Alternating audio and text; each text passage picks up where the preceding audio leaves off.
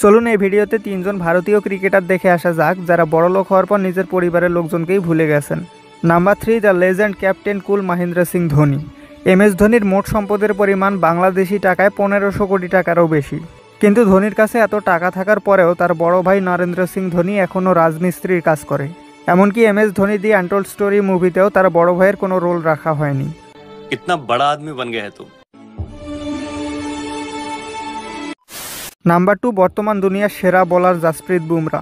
বুমরার দাদা একজন রিক্সা চালক ছিলেন, আর এই রিক্সা চালকের মৃত্যুর আগে একটা শেষ স্বপ্ন ছিল তার নাতির সাথে একবার দেখা করা। এমনকি তিনি বুমরার সাথে দেখা করার জন্য বুড়ো বয়সে আহমেদাবাদও চলে গিয়েছিলেন। কিন্তু বুমরার কাছে তো কনসার্ট দেখার সময় আছে, কিন্তু নিজের দাদার সাথে দেখা করার কোনো সময় নেই।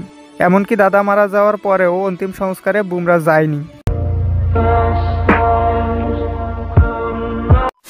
নাম্বার 1, রবীন্দ্র জাডেজা।